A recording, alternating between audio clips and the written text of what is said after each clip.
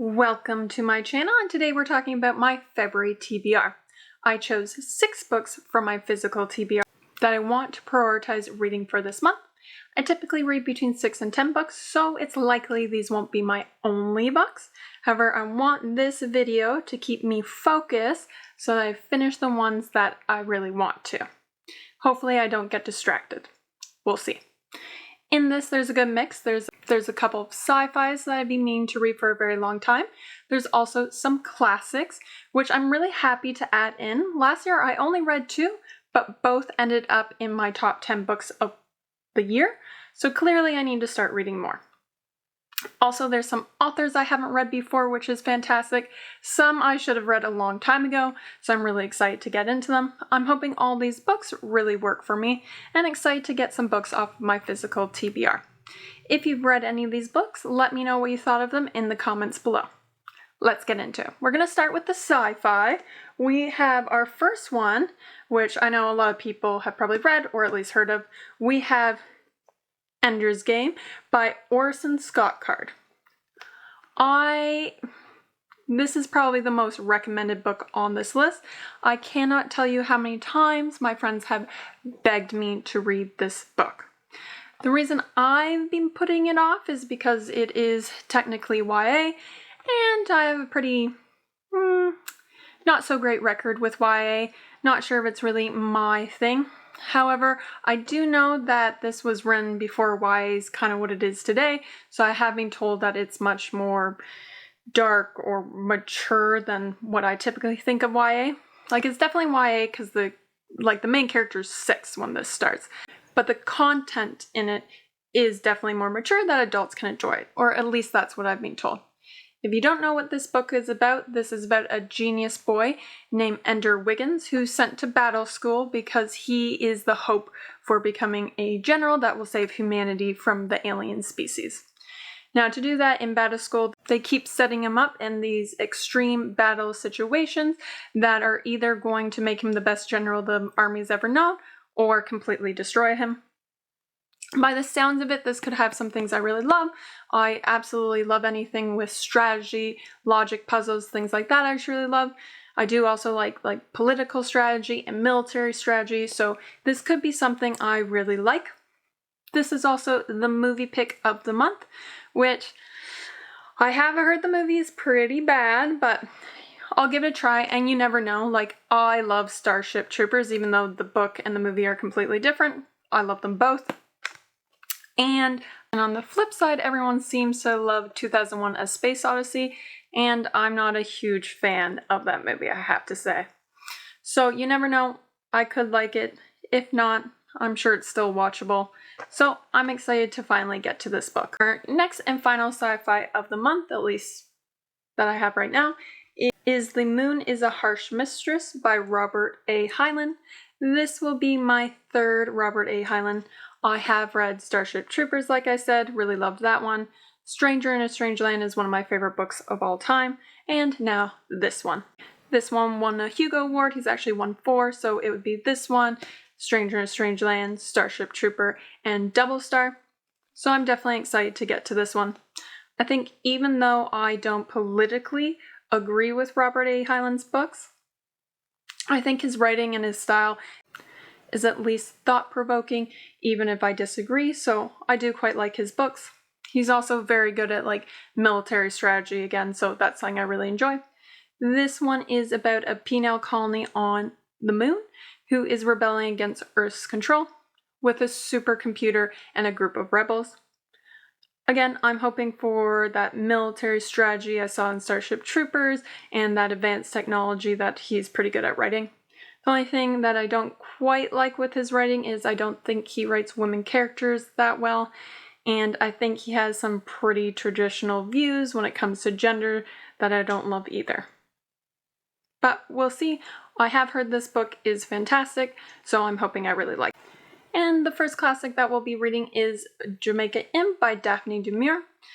Maybe a weird first pick since I actually haven't read from her before, and I think everyone knows her from the book Rebecca. However, regardless if I like this or not, I'm still definitely going to give Rebecca a try.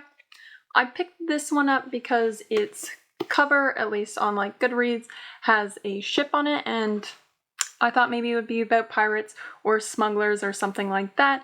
And as a she shanty lover, I just thought that'd be right up my alley. And it's also a gothic, which I love. Is this about pirates and smugglers? I don't actually know. What it does say it's about is about Jamaican Inn, which is an inn off the Cornish coast. Mary Yeller goes there to live with her family, even though she's told not to.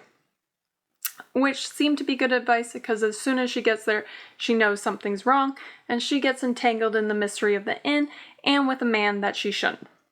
Sounds right up my alley, even without pirates. I love a proper gothic, and I love a broody man. Think I've talked about Mr. Rochester enough on this channel already. So I think this could be a win, and I'm really hoping that I like this author and she can be another one that I can go through her backlist. So, looking forward. The last classic I have on my list is Sense and Sensibility by Jane Austen. I actually now own the box set of all of her works, so this year my big project will be reading all of hers. I might do a bigger project on all her books at a later time. I actually got her box set as a gift because one of my favorite booktubers, Books with Lala, she was raving about the nonfiction one called Jane Austen's Bookshelf, and I was kind of remarking how it sounded really interesting. And then they asked me, well, what's your favorite Jane Austen book? And when I said I actually hadn't read her, pure shock and horror on their face. So they kindly gifted me all of her books, and I'm going to read them in chronological order. So this one we have the Dashwood sisters, we have Eleanor and Mariana, and it's kind of their relationship with love. You have Mariana, who wears her heart on her sleeve, and she's rash, and she falls in love with an unsuitable man for the time. And then you have Eleanor. She's much more cautious. She tries to urge her sister into caution and sense, even though she's dealing with her own romantic disappointment. As someone who's romantically reserved and thinks more with my head than my heart, I feel like I'm probably going to relate more to Eleanor, but as the feminist in me, I want to say, go Mariana. Love who you want to love. As long as he's not like trying to steal from you and there's not a bunch of red flags, you do you. But we'll see. I think I could really like this. Also, I'm pretty non-traditional, so maybe I will like Mariana, and hopefully there's some great feminist ideas. Looking forward to finally seeing if I like Jane Austen. Hopefully I do, because I have a whole bunch of her books now to get through. That one's also a movie, so really excited there will be 2 movies this month. Next up, I have a very popular short story collection. It's called A Manual for Cleaning Women by Lucia Berlin. Absolutely adore this cover. This is actually super famous, and it's funny. Once I picked this for my TBR, it started showing up in a bunch of YouTube videos, so I'm super excited for this. It has nothing but great reviews. She's apparently one of the best short story writers there is, and I really am looking for a good short story collection plus author I can go to. One of my favorites I really don't read anymore just because of her history with her children. You can look it up, but Alison Moreau. So I'm looking for someone that can replace her, and this seems like it could be it. This one is kind of just short stories about people she's met throughout her 30-year-long career. It's uncovering moments of grace in laundromats and halfway houses of American Southwest, in homes of the Bay Area upper class, among switchboard operators and struggling mothers, hitchhikers, and bad Christians. Now, this book was actually released 11 years after her death, which I don't know how I feel about that. Hopefully it's something that she wanted to be published. I really don't like one, especially more so when their like unfinished stories are published. I think that's wrong. But it seems like everyone loves this, so I'm definitely going to give it a try, and I hope it's a really big one for me as well.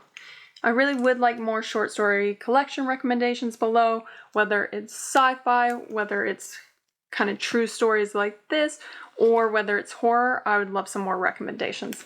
Nothing better sometimes than just like sitting down and getting through a whole story in one sitting, instead of having to get through a 400-page book sometimes. So that's A Manual for Cleaning Women. Lastly, we have my horror pick of the month. It's a little bit different. It is St. Catherine's The Road to Hell is Paved with Good Intentions by Anna Meir. And it's actually a graphic novel.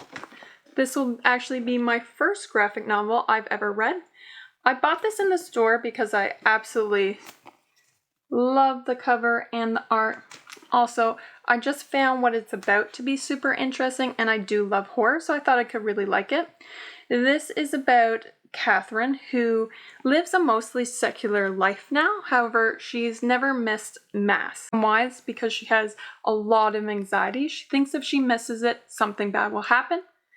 When she does, unfortunately, her fears are proven true, as she thinks she gets possessed by the Prince of Hell when she misses a Mass. To get rid of the Prince of Hell, she has to take over and figure out about her guilt and remorse and what makes a person good. It's really interesting to me, probably relatable to a lot of people, where something that should be good for you, you create these unhealthy patterns with the guilt and remorse and the stress. And I think anytime, whether it's religion, education, work, you start to have those feelings, I think you should reevaluate them, just like she's going to, because in the end, those aren't healthy emotions, and there's got to be a better way of doing things. So I'm really excited to see her journey and how she kind of grapples with her religion. So those are all 6 books I hope to read in February. Though I am going to the library, so I will admit I'll probably read other things as well, but by the end of February, I will have finished all of these.